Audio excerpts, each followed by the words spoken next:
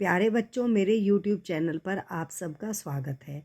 आज हम करेंगे कक्षा 7वीं का पाठ अमृत संस्कृतम। संस्कृत अमृत के समान है। तो चलिए शुरू करते हैं अभ्यास कार्य। अभ्यास कार्य के अंतर्गत पहला प्रश्न दिया गया है, केवल उच्चारण करने के लिए।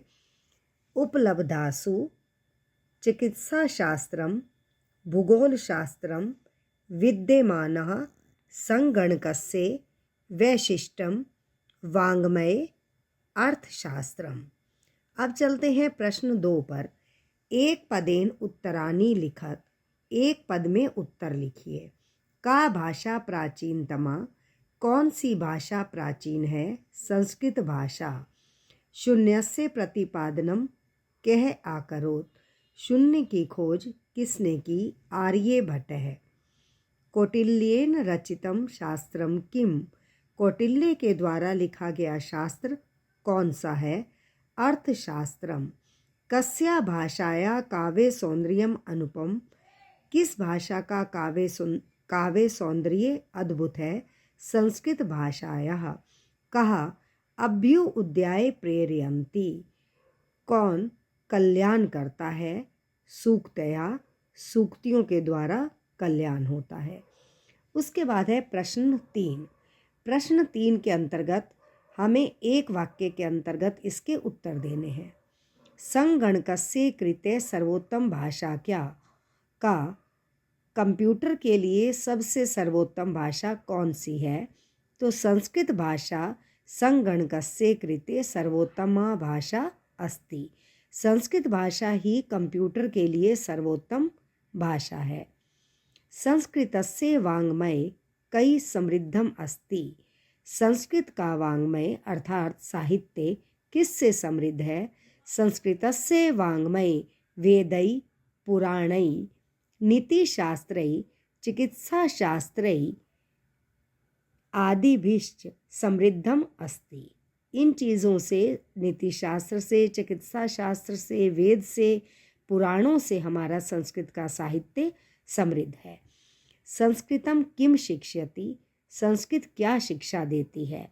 संस्कृतम सर्वभूतेषु आत्मवत व्यवहारम कर्तुम शिक्षयति।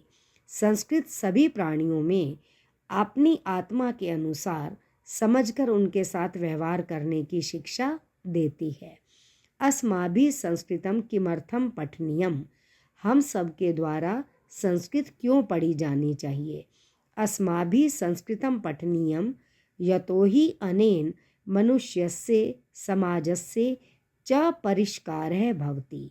क्योंकि हम सब के द्वारा जब संस्कृत पढ़ी जाएगी, इससे मनुष्य का और समाज का सुधार होगा, इसलिए संस्कृत को पढ़े जाना चाहिए। इसके बाद हम आ रहे हैं प्रश्न नंबर 4 पर। प्रश्न नंबर 4 के अंतर्गत रिक्त स्थान दिए गए हैं विभक्तियों के। जिस प्रकार ऊपर उदाहरण दिया गया है उसी के अनुसार हमने बाकी विभक्तियों को भी भरना है। जैसे गति, गति, गत्य है, तो मति, मति, मत्य है। प्रीतिम, प्रीति, प्रीतिः। शांतया, शांतिभयाम, शांतिभय। प्रकृतिः, प्रकृति भय। जो केवल रिक्त स्थान है, केवल मैं अब उनको बता रही हूँ। गीतया, गीति भय। कृते, कृत्यो। भीत्याम, भीतयोः, भीतिषु। उसके बाद हम आए हैं अगले प्रश्न पर। रेखांकित पदानि अधिकृत्य प्रश्न निर्माण कुरुत। जो रेखांकित शब्द हैं उन पर हमने प्रश्न निर्माण करना है। संस्कृते ज्ञान विज्ञान्यो निधि सुरक्षितो अस्ति। संस्कृत, अब संस्कृते ज्ञान विज्ञान्यो, संस्कृत में ज्ञान और विज्ञान की निधि, खजाना, निधि। अब ये शब्द इकारांत है लेकिन पुल्लिंग है, तो इसीलिए हमने यहाँ पर जो पुल्लिंग शब्द के अंतर्गत आया कह शब्द, हमने कहा कि संस्कृत का ज्ञान विज्ञान का खजाना किस में सुरक्षित है, तो हमने लिखा क।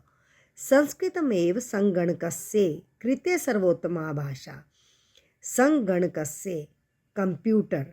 अब यहाँ पर शब्द आया संस्कृत जो है कंप्यूटर के लिए सबसे सर्वोत्तम भाषा है। तो किसके लिए कंप्यूटर भाषा है, किस में कंप्यूटर भाषा है? तो कस्से। शल्य क्रियाया वर्णनम संस्कृत साहित्ये अस्ति। शल्य क्रिया का वर्णन संस्कृत साहित्य में है। संस्कृत साहित्य, अब यहाँ पर हमने शब्द दिया कस्मिन, किस में। वरिष्ठान प्रति अस्माभिः प्रियम व्यवहर्तव्यम। वरिष्ठों के प्रति, बुजुर्गों के प्रति हम सबको प्रिय व्यवहार करना चाहिए। तो यहाँ पर हमारे पास आ गया है कान, किसके प्रति हमें प्रिय व्यवहार करना चाहिए। अगला प्रश्न है उदाहरण पदानां विभक्तिम वचनस्य लिखत। हमने विभक्ति और वचन जिस प्रकार का यहाँ उदाहरण दिया गया है उसी के अनुसार लिखना है। गति ही प्रथमा विभक्ति एक वचनम, नीतिम द्वितीया विभक्ति एक वचनम, सूक्तयः प्रथमा विभक्ति बहुवचनम, शांतया तृतीया विभक्ति एक वचनम, प्रीत्ययै चतुर्थी विभक्ति एक वचनम, मतिषु सप्तमी विभक्ति बहुवचन।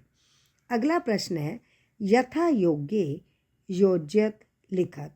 अब हमने इनको बिल्कुल सही ढंग से इनको जो जिसके अनुसार मिलान कर सकते हैं वही मिलाना है कि किसके द्वारा क्या किया गया है। कौटिल्य ने किसकी रचना की है? तो हमने लिखा अर्थशास्त्रम रचितम। चिकित्सा शास्त्रे चरक सुश्रुत्योः योगदानम, कि चरक और सुश्रुत का योगदान है चिकित्सा के शास्त्र में। शून्यस्य आविष्कारतः, इसका शून्य की खोज किसने की, कौन है इसका आविष्कारक? तो हमने इसमें लिखा आर्यभट्ट है। संस्कृतम, संस्कृतम का किया हमने ज्ञान विज्ञान को पोषण करने वाला। सूक्तः अभ्युदय प्रेरयन्ति, सूक्तियों के द्वारा हमारा कल्याण होता है।